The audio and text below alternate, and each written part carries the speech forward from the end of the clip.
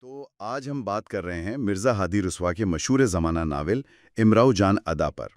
یہ 1899 میں شائع ہوا اور اکثر اسے اردو کا پہلا مکمل ناول بھی کہا جاتا ہے۔ جی بالکل۔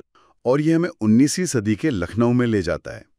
تو آج کوشش کرتے ہیں اس کی دنیا، کرداروں اور اس کے پیغام کو سمجھنے کی۔ یقیناً، اور یہ صرف ایک کہانی نہیں ہے جیسے آپ نے کہا، یہ دراصل ایک عہد کی یوں سمجھیں کہ ثقافتی اور سماجی دستاویز بھی ہے۔ اچھا۔ رسوا نے اس ناول کے ذریعے لکھنؤ کی تہذیب کا وہ عروج اور زوال اور اس کے اندر جو تضادات تھے انہیں بڑی خوبصورتی سے پیش کیا ہے۔ اور کہانی تو خود امراؤ جان کے زبانی ہے نا؟ جی۔ ایک ایسی زندگی جو فیض آباد کی ایک معصوم بچی امیرن سے شروع ہوتی ہے اور پھر لکھنؤ کی مشہور ترین طواف تک پہنچتی ہے۔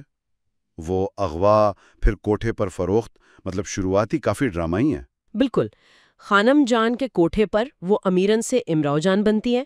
وہاں اسے صرف آپ کہیں رقص اور موسیقی نہیں سکھایا جاتا، اچھا۔ بلکہ شعر و ادب، آداب محفل، وہ ساری تربیت دی جاتی ہے جس سے وہ فنون لطیفہ میں ماہر اور تہذیبی نفاست کا ایک نمونہ بن جاتی ہیں۔ لیکن یہ جو شہرت ہے، یہ ثقافتی مقام، اس کی ایک قیمت بھی تو ہوتی ہے نا؟ ظاہر ہے۔ اس کی زندگی میں محبت آتی ہے، جیسے نواب سلطان کی شکل میں، مگر وہ سماجی حیثیت کا فرق وہ اسے کامیاب نہیں ہونے دیتا۔ جی۔ پھر وہ فیض علی ڈاکو، اس کے ساتھ فرار کی کوشش بھی، وہ بھی ایک المیہ پر ہی ختم ہوتی ہے۔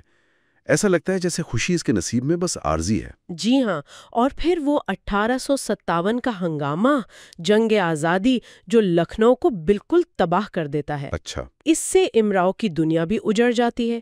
حالات اسے واپس فیض آباد لے جاتے ہیں، اپنے آبائی شہر۔ ہاں۔ اور وہاں شاید اس کی زندگی کا سب سے تکلیف دہ موڑ آتا ہے جب اس کا اپنا خاندان اسے قبول کرنے سے انکار کر دیتا ہے۔ اور یہاں وہ معاشرے کی منافقت بالکل کھل کر سامنے آتی ہے نا؟ بالکل، یہی تو نکتہ ہے۔ وہی خاندان جو شاید کبھی نوابوں کی محفلوں میں امراؤں کی تعریفیں سنتا ہوگا، وہی اسے اپنی بیٹی یا بہن ماننے کو تیار نہیں۔ یہ تضاد تو جیسے کہانی کا مرکز ہے۔ یہ بہت اہم نکتہ اٹھایا آپ نے۔ ناول کا اصل کمال شاید یہی ہے کہ وہ دکھاتا ہے کہ کس طرح ایک تہذیب جو اپنی سب سے نفیس ثقافتی نمائندہ پیدا کرتی ہے، جی، اسی کو سماجی طور پر قبول نہیں کر پاتی۔ امراؤں کی ذات میں علم ہے، ہنر ہے، حساسیت ہے، سب کچھ ہے، لیکن معاشرہ اسے صرف ایک اطواف کے خانے میں بند کر دیتا ہے۔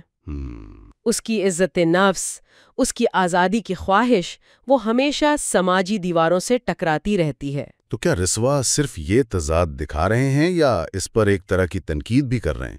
کیونکہ یہ صرف امراؤں کی کہانی نہیں لگتی، یہ تو اس پورے سماجی ڈھانچے پر سوال ہے۔ یقینی طور پر یہ تنقید ہے، گہری تنقید ہے۔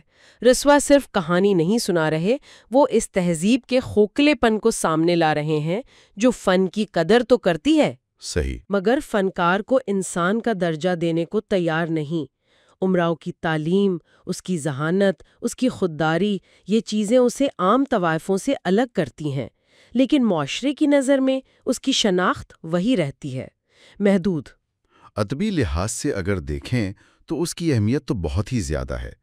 اردو ناول کی بنیاد رکھنے میں اس کا کیا کردار رہا؟ اس نے اردو نثر کو ایک نئی سمت دی۔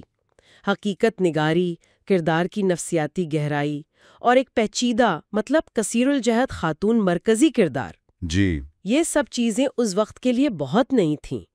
امراؤ جان صرف مظلوم نہیں ہے، وہ باشعور ہے، وہ اپنے حالات پر غور کرتی ہے، جو اسے اردو ادب کے ابتدائی یادگار کرداروں میں سے ایک بناتا ہے۔ اچھا۔ اور یہ ناول 19ویں صدی کے لکھنؤ کا ایک مستند ثقافتی نقشہ بھی ہے۔ اور شاید اسی لیے یہ کہانی آج تک اتنی زندہ ہے۔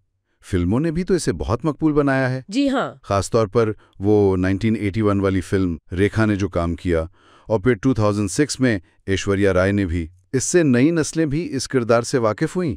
بالکل۔ امراؤ جان کا جو المیہ ہے نا، وہ آفاقی ہے۔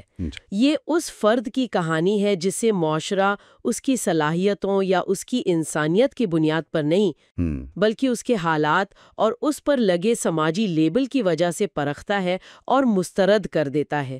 اس کی عزت اور محبت کی جو تلاش ہے وہ لا حاصل رہتی ہے۔ آخر میں ایک سوال یہ ذہن میں آتا ہے کہ ایک صدی سے زیادہ پہلے لکھی گئی یہ کہانی آج کے دور میں ہمیں کیا سوچنے پر مجبور کرتی ہے؟ جی، کیا آج بھی ہم کہیں نہ کہیں افراد کو ان کے سماجی مقام یا پس منظر کی اینک سے ہی نہیں دیکھتے؟ یہ بات غور طلب تو ہے۔